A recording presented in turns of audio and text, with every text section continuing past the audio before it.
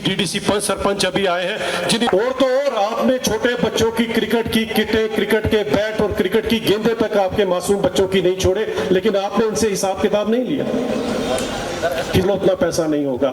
ये पैसा आया कहां से, कभी किसी ने पूछा? शेख साहब तो एक टीचर थे और हरायों को जिता दिया गया। नेशनल कॉन्फ्रेंस हुकूमत में थी और केंद्र में उस समय कांग्रेस की सरकार थी। पता नहीं इनको क्या खौफ लगा कि क्या कोई युवा आगे आ जाएगा तो कश्मीर में शायद परिवारवाद खत्म हो जाएगा। उसके चलते जो लोगों के साथ नाइंसाफी हुई, उसके बाद जो पाकिस्तान एक नापाक मुल्क हमेशा इस षड्यंत्रों में रहता है कि किस तरह से हिंदुस्तान के यहाँ पर कोई ना कोई क्षति पहुंचाई जाए, कोई ना कोई घात पहुंचाया जाए, उन लोगों को यहाँ पर दाखिल होगी बंदूक। और उस बंदूक को दाखिल करने में कुछ ऐसी पॉलिटिकल पार्टीज ने भी अपना रोल निभाया, जिसके कारण वो 30-35 साल तक का खून का सिलसिला जो है वो अब कहीं जाकर थमा है। जिन लोगों के अपने सगे संबंधी चले गए वो तो अब वापस नहीं आ सकते, मैं उनका दुख समझ सकता हूँ। शायद ही कश्मीर का कोई ऐसा घर होगा जहां से कोई ना कोई लाश, कोई ना कोई जनाजा ना उठा हो। उन लोगों का दुख हम लाख कोशिश करें वो पूरा नहीं कर सकती, ना ये पॉलिटिकल पार्टीज पूरा कर सकती हैं। इनको ये डर होता था कि कोई अगर गरीब, क्यों ये सारे का सारा पैसा लग रहा है। और इनके आप मुख्यमंत्री देखिए जो इनकी बात है, अगर आपको याद होगा तो 2014 में कश्मीर में सैलाब आया था। आप सोचिए कश्मीर में कश्मीर के सियासतदानों ने पाकिस्तान के षड्यंत्र से वायलेंस को लेजिटिमेट किया था, वायलेंस को सोशलाइज किया था। मोदी जी के विजन ने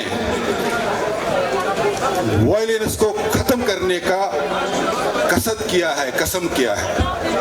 और तीसरी बात, जम्मू कश्मीर में गवर्नेंस नहीं होती थी, रूल चलता था और रूल बादशाह करते हैं। चालू रहा पिछले 70 साल से और पिछले 30 साल से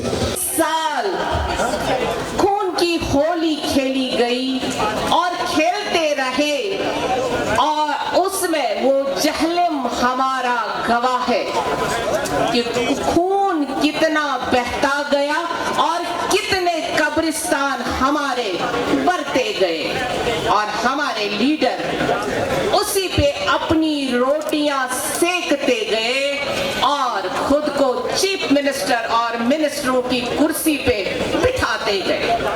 वाह, कश्मीर के हमदर्द, कश्मीरियों के हमदर्दों ने सिर्फ कफन बेच के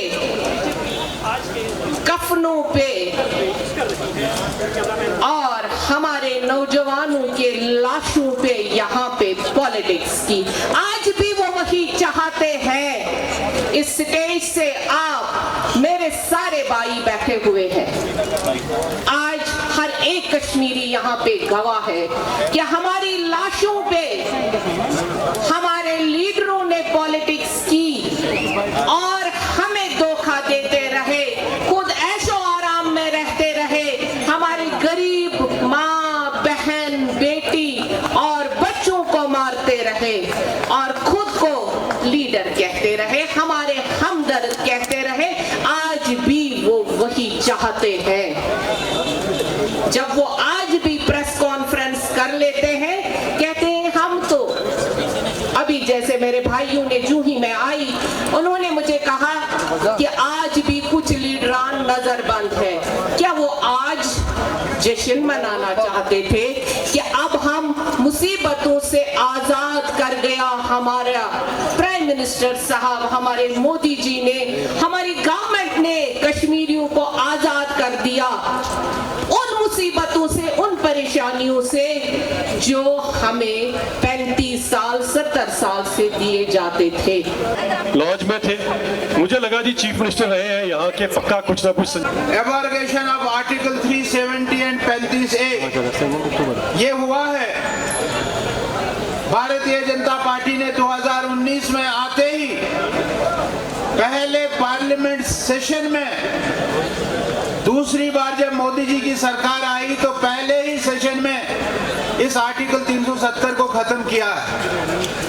ठीक बात है, ये अभी सुप्रीम कोर्ट के जोरगेर है। 5 जजों की कमेटी, 5 जजों की टीम इसको सुन रही है।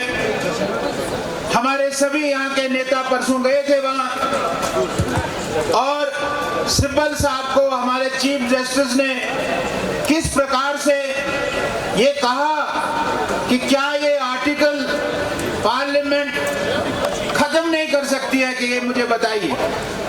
पार्लियामेंट को ये अधिकार है कि इस आर्टिकल को खत्म कर सके। जो कार्यक्रम है ये 5 अगस्त का हमने यहाँ पर इसलिए रखा है ताकि वो लोग, वो नेता खासकर जो अभी भी लोगों को 370 के नाम पर बरगरा रहे हैं, उनकी आंखें खुल जाएं, उन्हें पता लग जाए कि जो कश्मीरी अब 370 से आगे जा चुका है। और आज इसके बाद जो हम मैराथन करने जा रहे हैं, रन फॉर POJK, अब जो अगला एम, अगला टारगेट है वो POJK में भारत का झंडा लहराना है। तो 370 से कश्मीरी आगे जा चुका है, अब ये और 370 के नाम पर लोगों को बेवकूफ़ नहीं बना सकते हैं।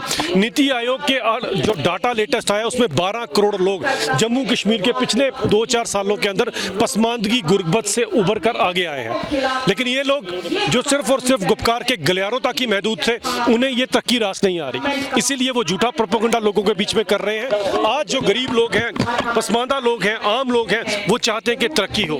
365 में से केवल 65 दिन यहाँ काम होता था और 300 दिन बंद रहा करता था, जिसके कारण कश्मीर में कितनी दिक्कतें रही। आज कोई बंद नहीं, कोई हड़ताल नहीं। आज परिवारवाद से लोग उभर कर आगे आ चुके हैं। लोग नहीं चाहते फिर से कोई अब्दुल्ला, फिर से कोई मुफ्ती आके हमें बेवकूफ़ बनाए। लोग, नए युवा सोच, जिस तरह से युवा नेता हमें जोड़ रहे हैं, हमारे साथ जोड़ रहे हैं, इनके साथ आगे बढ़ना चाहते हैं। बहुत जुल्म और सितम सहा है यहाँ के लोगों ने। जितनी यहाँ पर गुर्बत रही, जितनी यहाँ पर कत्लो गारत रही, वो आप सब लोग जानते हैं। शायद ही कोई ऐसा घर होगा जिसके घर से कोई लाश, कोई जनाजा नहीं उठा होगा। उसका कसूरवार कौन था, ये कश्मीर के लोगों को पूछना पड़ेगा।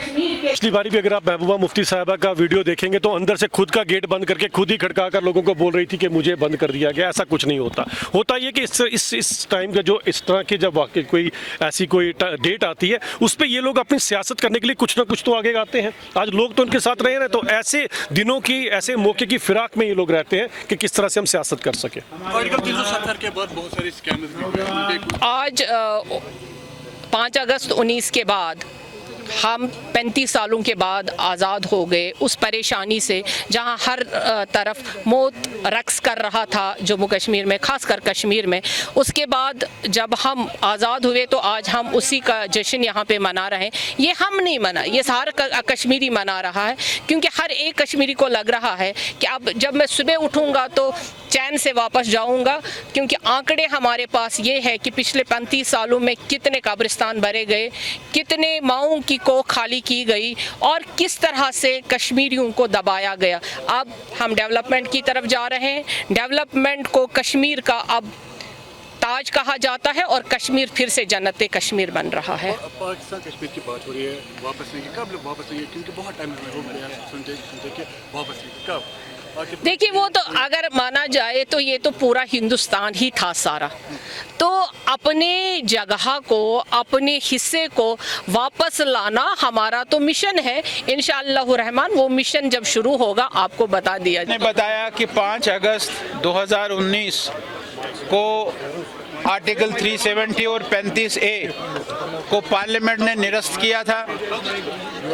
भारतीय जनता पार्टी की जो दूसरी पारी आई थी, उस दूसरी पारी में पहले सेशन में ही इस काम को भारतीय जनता पार्टी ने किया।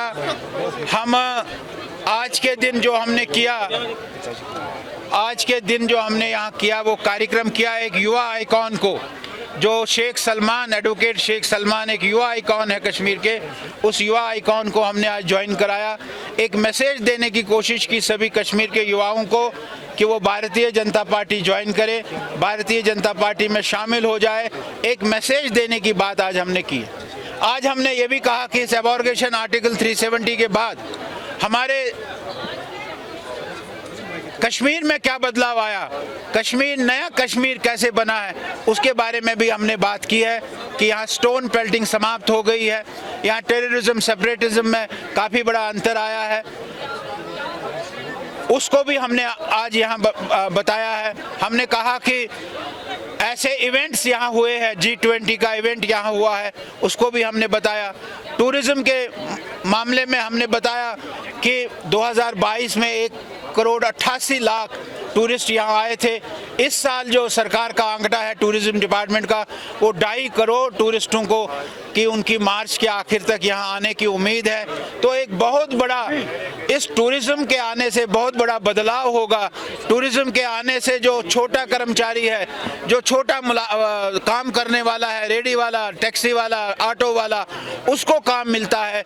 ऐसा बदलाव हुआ है। यहाँ टूरिज्म खत्म हो गया था, ऐसे हालात बना दिए थे कि यहाँ कोई आता नहीं था, वो भी हमने यहाँ बताया। नहीं पता, वो तो सरकार से पूछे ना। अब परमिशन क्या करने के लिए उसको देना था, उसको तो परमिशन ये जो सारी डेवलपमेंट चीज़ें हुई है इसका गुणगान करने के लिए तो उसने आना नहीं था। उसने तो उल्टे सीधे फिर कुछ इस प्रकार का इश्तियाल पैदा करना था जिसके कारण और प्रॉब्लम हो जाती। आपने स्पीच में बोला कि जो पीओके है वो भी अब वहाँ के लोग भी चाहते हैं कि इनके साथ क्या कोई प्लान है अटैक है, क्या कोई नहीं, ऐसा कुछ नहीं है। वो खुद ब खुद हमारे पास आ जाए। आर्टिकल 370 अभी भी सुप्रीम कोर्ट में 2 अगस्त से, इसलिए मैंने कहा अपने में कि हम उसके बारे में बहुत ज़्यादा नहीं बताते हैं और जो कोर्ट का फैसला होगा वो हम सबको मान्य होगा।